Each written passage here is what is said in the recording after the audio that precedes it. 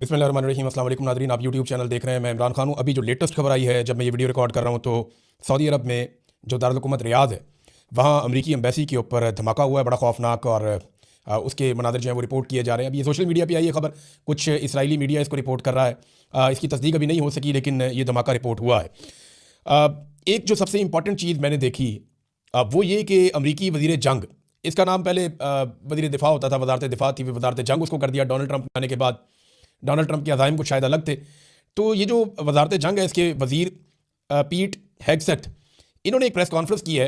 अगर आप उस प्रेस कॉन्फ्रेंस को निकाल कर सुने तो आपको कुछ चीज़ें बड़ी क्लियर हो जाती हैं। यानी सारी कहानी उस प्रेस कॉन्फ्रेंस के अंदर है। यानी उनके जुमले, उनके अल्फाज तो आप एक तरफ रख देना, उन्होंने कुछ बड़ी मुतासब बातें भी की हैं दीन को लेकर, इस्लाम को लेकर, मज़ाहिब को लेकर। खुद उनके अपने अकायद दुनिया जानती है, लेकिन चलें सिर्फ उनकी बॉडी लैंग्वेज पे बात करते हैं। काफ़ी फ़िक्रमंदी उनके चेहरे पे नज़र आ रही थी। फिर एक तज़ब्ज़ुब था, एक बौखलाहट थी उनके चेहरे पे नज़र आ रही थी। फिर जो वो अल्फाज बोल रहे थे ना, वो बार बार उनके होंठ खुश्क हो रहे थे, वो अपनी ज़बान अपने होंठों पे फेर रहे थे बार बार। वो अपना वज़न बरकरार नहीं रख पा रहे थे। कभी एक टांग के ऊपर सारा वज़न डालते थे, कभी दूसरी टांग के ऊपर सारा वज़न डालते थे। ये चीज़ें बताती हैं कि जो बोलने वाला है वो पूरा कॉन्फिडेंट नहीं है, और जो सिचुएशन वो बताना चाह रहा है एक्चुअली वो सूरत हाल नहीं है। तो बॉडी लैंग्वेज में कोई एतमाद नहीं था, अपना वज़न बार बार वो शिफ्ट कर रहे थे, और कुछ अल्फाज को वो चबा चबा के जानबूझकर जोर देकर बोल रहे थे कि मेरी बात में वज़न नहीं है तो कम से कम मेरे बोलने में वज़न पैदा हो जाए। ये हमने पाकिस्तान में भी होते हुए देखा है। तो ये प्रेस कॉन्फ्रेंस सारी कहानी सुना रही थी। डोनाल्ड ट्रंप ने दो तीन बड़ी आम बातें की हैं। एक तो डोनाल्ड ट्रंप ने ऐलान किया है कि वो जल्दी एक बड़ा हमला करने वाले हैं ईरान के ऊपर। और देखें, ये बात ठीक है कि अमेरिका को कुछ बहुत बड़ा करना पड़ेगा और इस लड़ाई को ख़त्म करना पड़ेगा, क्योंकि अमेरिका की तवक्कुआत के बिल्कुल उल्टा चला गया काम। डोनाल्ड ट्रंप ने यह भी कहा कि मैं ये नहीं कहूँगा बाकी लोगों की तरह कि ज़मीन पर हमने फ़ौजें नहीं भेजनी। हम ज़मीन पर फ़ौज भेज सकते हैं, ज़मीनी फ़ौज उतार सकते हैं ईरान के अंदर। और ईरानी तो इस बात का इंतजार कर रहे हैं कि किसी तरह कोई फ़ौज उनके हत्थे चढ़े और वहाँ ज़मीन पर कोई फ़ौज उसी तरह आ जाए जैसे इराक में या अफगानिस्तान में आई थी, तो इनको लग पता जाएगा। अमरीकी जर्नैल खुद कह चुके हैं कि उन्हें शिकस्त हुई अफगानिस्तान के अंदर। हम 20 साल तक लड़ते रहे और उसके बाद हुकूमत वापस उन्हीं लोगों ने ले ली जिनके साथ हम 20 साल तक लड़ते रहे। तो वहाँ पर एक शिकस्त हुई थी, हम रजीम भी बदल नहीं सके वहाँ पर। तो इसी तरह ईरान के अंदर ये कैसे जीत जाएंगे? ईरान की बड़ी लंबी तारीख है, वो बहुत सख्त लोग हैं और वो तो बदले की बात कर रहे हैं उनके लोग। यानी अगर आप ईरान और इसराइल के बीच में मुवाजना करना चाहें, बहादुरी का फ़र्क आप करना चाहें, तो आपको साफ नज़र आ रहा है जितने इसराइली शहरी हैं वो बंकरों के अंदर घुसे हुए हैं, नीचे तहखानों के अंदर घुसे हुए हैं। जितने ईरानी शहरी हैं वो शहरों के अंदर बाहर निकल के फिर रहे हैं।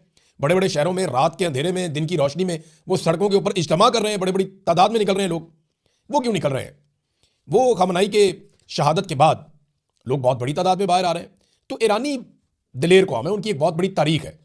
इसराइली जो हैं वो अब बुज़दिली दिखा रहे हैं, उनके पास सहूलतें बहुत ज़्यादा हैं, बहुत ज़्यादा आसान पसंद हो गए हैं, उनकी ज़िंदगी बहुत आसान हो गई है, आसाइशों वाली ज़िंदगी है। तो वो सारे बंकरों में चले जाते हैं, वो लड़ने में बिलीव नहीं करते और वो कोशिश करते हैं कि उनके हिस्से की लड़ाई कोई और लड़े। अब ईरान ने क्या किया? ईरान ताबड़तोड़ हमले कर रहा है। ईरान ने इसराइल को तख्ता मश्क बना लिया। इसराइली शहरों के ऊपर वो ऐसे बम मारता है जैसे बारिश कर रहा है बमों की, और छोटे और बड़े मिसाइल ईरान इस्तेमाल कर रहा है। फिर मिसाइलों की तादाद भी उनकी बहुत ज़्यादा, इस बारे में कोई रिपोर्टें भी आ गई हैं, मैं आपके साथ शेयर कर देता हूँ। तो ईरान ने एक और दावा किया कि जो अब्राहम लिंकन तैयारा बरदार एक शिप है, बहुत बड़ा बहरी जहाज़ है, बेड़ा है अमेरिका का, वो इस खित्ते से दूर भाग रहा है और वो यहाँ से पीछे हट रहा है। और उसकी वजह यह है कि ईरानी मिसाइलों की हदूद से वो बाहर निकलना चाहता है, और उनके लिए प्रॉब्लम यह है कि वो बहुत कीमती है, उसके ऊपर उनके तैयारे भी हैं, उसके ऊपर उनकी बड़ा सेटअप लगा हुआ है। अगर वो तबाह हो जाता है तो अमेरिका का तो बहुत बड़ा नुकसान हो जाएगा। दुनिया को जिन अपने बहरी बेड़ों के जरिए से अमेरिका दबाता है, उनमें एक बहरी बेड़ा ये भी है। तो ईरान का ये दावा है कि वो इस खित्ते से भाग रहा है। दूसरा, ईरान का दावा है कि बहुत बड़ी तादाद में उन्होंने अमेरिकन फौजी मारे हैं, जबकि अमेरिकन ने अब एतराफ़ किया है कि 6 फौजी उनके मारे गए हैं और 20 के करीब उनके फौजी जख्मी हुए हैं। ये अमेरिकन एतराफ़ है। अब देखिए, दोनों तरफ से चीज़ों को एक्सेजरेट तो किया जाता है जब भी जंग होती है। जब भी जंग होती है ऐसा होता है, ईरान अमेरिकन फौजियों की हलाकतें ज़्यादा बताएगा और अमेरिका कम बताएगा, ये तो होगा। लेकिन मैं आपके सामने सिचुएशन फिर भी रख रहा हूँ। चीन ने और रूस ने ईरान की मुकम्मल सपोर्ट का ऐलान किया। उन्होंने कहा जी ईरान को पूरा हक है कि वो अपना दिफा करे और अपनी खुद मुख्तारी का दिफा करे, और वो हर लिहाज से साथ हैं ईरान के। उन्होंने कहा जी भरपूर हमायत की हम यकीन दहानी करवाते हैं। ये दोनों मुल्कों के वज़राए खारजा के अंदर राब्ता हुआ है। चीन ने अमेरिका और इसराइल की खुलकर मजम्मत भी कर दी है और लड़ाई फैलने के खदशे का इजहार भी किया, और यही बात रशिया ने भी की है। रशिया ने ना सिर्फ ईरान का साथ दिया, बल्कि ये कहा कि वो इस हमले की मजम्मत करते हैं जो अमेरिका ने और इसराइल ने की है, बल्कि ईरान के दिफा का हक तस्लीम करते हैं और ईरान की भरपूर हमायत भी करते हैं। रूस ने भी वही कहा। लेकिन इसमें जो एक और बड़ी इंपॉर्टेंट चीज़ है वो ये है कि रूस के एक अहम ओहदेदार हैं और प्यूटन के बहुत अच्छे साथी हैं, बहुत करीबी साथी हैं, दिमित्री मेदवेदेव, ये उनका नाम है। इनके नाम भी लेना बहुत मुश्किल होता है, ऐसे कोई नाम है, लेकिन दिमित्री पहला वर्ड है उनका, और बड़े अहम ओहदेदार हैं रशिया के। उन्होंने खबरदार किया है और ये वार्निंग जारी की है कि अगर डोनाल्ड ट्रंप नहीं रुकते तो यकीनी तौर पे तीसरी जंग अजीम शुरू हो सकती है, यानी एक आलमी जंग लग सकती है। और ये पुतिन के बहुत करीबी साथी हैं। इन्होंने कहा अमेरिका ने खुद को और दुनिया को एक रिस्क में डाल दिया है। ये जो अमेरिका ने किया ये उन्हें नहीं करना चाहिए था। अब अमेरिका भी रिस्क में है और दुनिया भी रिस्क में है। द इकोनॉमिस्ट ने एक रिपोर्ट लिखी है और ये बात रशिया की ठीक है, चाइना भी ठीक बात कर रहा है कि अमेरिका ने अजीबोगरीब पंगा ले लिया, ये लड़ाई फैल सकती है। द इकोनॉमिस्ट का यह कहना है कि बहुत इम्कान है कि जंग अमेरिका हार जाएगा। और माजी में बराक ओबामा पर इसी बारे में तनकीद करने वाला डोनाल्ड ट्रंप, वो कैसे अपने फौजियों को इस हलाकत में डाल सकता है। यानी डोनाल्ड ट्रंप ने कहा था बराक ओबामा को कि ये अपनी मकबूलियत को बढ़ाने के लिए ईरान के ऊपर अटैक कर सकता है, और अब डोनाल्ड ट्रंप ने खुद ईरान के ऊपर अटैक कर दिया है।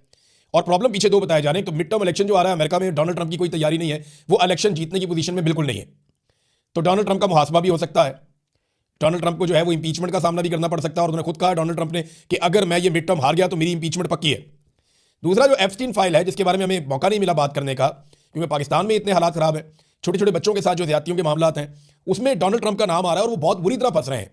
तो इन सारी चीज़ों से बचने के लिए डोनाल्ड ट्रंप ने हड़बड़ा के इसराइल के कहने के ऊपर अटैक कर दिया ईरान पे, और वहां पे वो फंस गए। उन्हें लगता था कि 2-4 दिन में वो अपने अहदाफ हासिल कर लेंगे, लेकिन वो अहदाफ से लगातार दूर होते चले जा रहे हैं। वॉशिंगटन पोस्ट ने भी एक बड़ी अहम खबर दी है, और उनकी खबर के मुताबिक, ये खबर मैं आपको पढ़ के सुनाता हूं, बड़ी इंटरेस्टिंग है। और उन्होंने कहा जी कि ट्रंप इंतजामिया के अरकान और पेंटागन में ईरान के तनाज़े को काबू से बाहर जाने के खदशात में इजाफा हो रहा है। अमेरिका को खदशा है कि ईरान से जंग चंद हफ्तों तक तूल पकड़ सकती है। तवील लड़ाई से अमेरिका के फिजाई दिफाई जखायर खत्म हो सकते हैं, क्योंकि एक आने वाले मिसाइल को रोकने के लिए आमतौर पर 2 से 3 इंटरसेप्टर्स दरकार होते हैं। ये इंटरसेप्टर्स वो मिसाइल होते हैं जो आने वाले मिसाइल को या आने वाले ड्रोन अटैक को ये उसको रोकते हैं, और ये एक को रोकने के लिए 2-3 जो है वो हवा में जाते हैं। अब जरा आप फर्क चेक करें कि फर्क कितना ज्यादा है। जो ईरानी मिसाइल है ना, और ये बरतानवी रिपोर्ट है कि ईरानी मिसाइल जो है या उनका जो ड्रोन है जो आगे अटैक करता है, वो $35,000 का एक पड़ता है ईरान को, मगर उसे रोकने वाला जो इंटरसेप्टर है वो $4 मिलियन का मिसाइल है।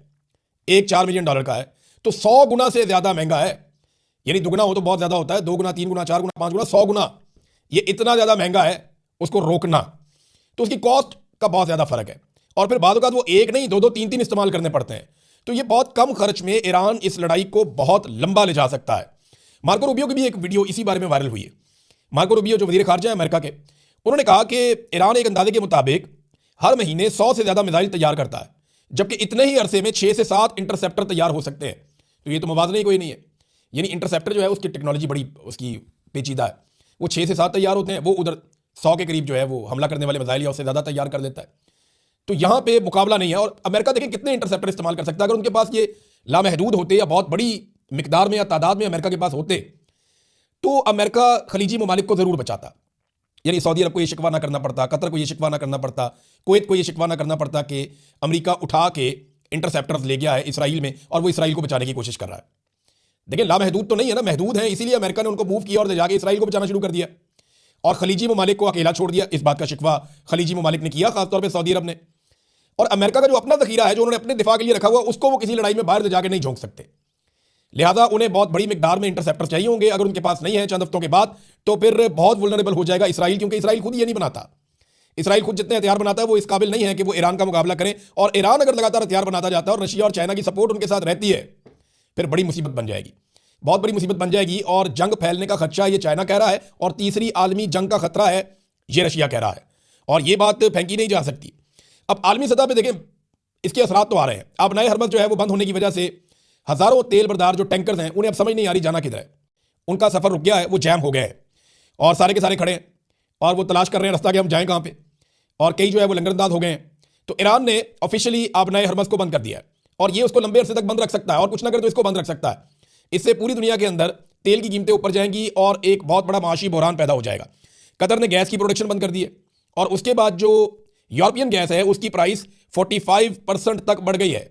आज मैं आपको बता रहा हूं, कल ये 28% तक बढ़ी थी, और अब जो खबर आई है लेटेस्ट वो ये बता रही है कि 45% तक यूरोपियन गैस की प्राइस बढ़ गई है, जो बहुत खतरनाक है और ये कोई अच्छी खबर नहीं है। अब नाज़रीन एक और सवाल बार बार पूछा जा रहा है कि ये जो अमेरिका के 3 जेट गिरे हैं ये गिराए किसने।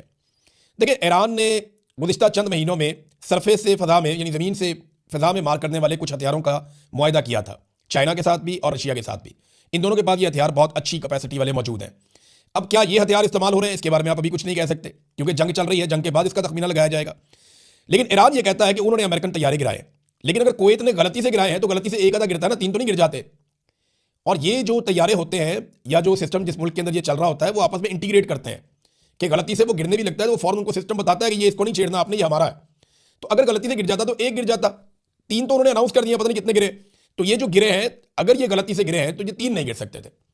अब इसमें एक खबर और आई है, और ये खबर ये बताती है कि कुछ जो कोयती बैरिया के लोग हैं उनके ऊपर ऑपरेशन हुआ है और उसमें एक एहलकार जो है वो जाँ बहक भी हुआ है। अब ये क्या है, कहीं ऐसा तो नहीं है कि वहीं अंदर से किसी ने बगावत की और उन्होंने अमेरिकन तैयारों को निशाना बना दिया? क्योंकि देखें ना, हुक्मरान जो हैं वो अरब हुक्मरान अमेरिका के साथ अच्छे ताल्लुकात बना रहे हैं, लंबे अरसे से बना रहे हैं। लेकिन जैसे ही अरब हुक्मरानों के ऊपर मुश्किल वक्त आया, खलीजी ममालिक के ऊपर मुश्किल वक्त आया, अमेरिका ने अपना दिफाई निज़ाम वहां से हटा लिया। अमेरिका सिर्फ इन ममालिक को हमले के लिए इस्तेमाल कर रहा है, इनको बचाने के लिए कुछ नहीं कर रहा। अब इन ममालिक को सोचना पड़ेगा कि इनको अपना दिफाई निज़ाम खुद खड़ा करना होगा और अमेरिका के ऊपर अपना इन्हिसार कम करना पड़ेगा। अब ये ईरान के साथ खलीजी ममालिक को लड़वाना इस वक्त बहुत बड़ी ख्वाहिश है नेतन्याहू की, और उसके लिए काम हो भी रहा है। मैं आपको एक खबर देता हूं। एक तो जो सऊदी अरब की ऑयल रिफाइनरी आरामको, इसके ऊपर जो अटैक हुआ, ईरान ने बड़ी वाज़ेह अंदाज में कह दिया, बल्कि उन्होंने ये कहा कि हमने अपने सऊदी भाइयों को आगाह भी कर दिया है कि इस हमले के पीछे हम नहीं है, हमने किसी रिफाइनरी के ऊपर किसी किस्म का मिसाइल नहीं दागा। अब इसकी इन्वेस्टिगेशन होना चाहिए कि ये मिसाइल किसने फेंका है, और अगर ये इसराइल की तरफ से आया है या किसी और तरफ से आया है तो ये फिर मामला बहुत लंबा चलेगा, ये यहाँ ख़त्म नहीं होगा। क्योंकि ईरान ने साफ कहा, ईरान कह सकता था हमने मारा, जंग में वो गलती से आ गया, लेकिन ईरान ने कहा जी हमने बिल्कुल नहीं मारा, हमने किसी ऑयल फील्ड के ऊपर अटैक नहीं किया। अमरीकी एक सहाफ़ी हैं, ये टकर कार्लसन, इन्होंने एक इंकशाफ किया है। टकर कार्लसन ये कहते हैं कि कतर और सऊदी अरब में मुसाद के कुछ एजेंट्स पकड़े गए हैं और ये बम धमाकों की प्लानिंग कर रहे थे। इस इल्ज़ाम में गुज़िश्ता रात इनको पकड़ा गया है और ये कोशिश कर रहे थे कि जो अमेरिका के इत्तेहादी ये खलीजी ममालिक हैं, कतर और सऊदी अरब, यहाँ पे इस किस्म की बम धमाके या कार्रवाइयाँ करवाई जाए जिससे अनारकी फैले और इन्हें लड़ाई के ऊपर उकसाया जाए। अब ये देखें, ये खबर बहुत बड़ी खबर है कि यहाँ पे मुसाद के एजेंट पकड़े गए हैं इन मुल्कों में। तो अब अरब मुल्कों को ये बात समझ आना शुरू हो जाएगी कि ईरान हमारा दुश्मन नहीं है, बल्कि ईरान से डरा कर हमारे ऊपर लंबे अरसे तक मुसल्लत रहने वाले लोग हमारे दुश्मन हैं। और हमें तो ज़रूरत ही नहीं थी इतना पैसा खर्च करने के लिए अपने दिफा पे, जितना हमने खर्च कर लिया। अगर अपने ऊपर खर्च लेते तो आज शायद बेहतर पोजीशन में होते। नाज़रीन, एक और बड़ी खबर है और वो ये है कि महमूद अहमदी नजाद बहुत मकबूल हैं ईरान के अंदर, साबिक सदर हैं ईरान के और बड़ी ज़बरदस्त शख्सियत के मालिक हैं और बड़ी शानदार इंसान है। महमूद अहमदी नजाद जो हैं वो बच गए हमले में। उनके बारे में पहले इतला आई थी कि उनकी शहादत हो गई है, लेकिन अब जो इतला आई है उसके मुताबिक वो बच गए हैं। यूरोप से पहले हुक्मरान ने आवाज़ उठाई है, ये स्पेन के वज़ीर आज़म हैं पेड्रो, इन्होंने अमरीकी हमले और इसराइली हमले की मजम्मत कर दी है, इसे बैनुल अक़वामी कवानीन की खिलाफवर्जी करार दिया है और अपने अड्डे भी देने से इनकार कर दिया कि हम अपने अड्डे भी नहीं देंगे।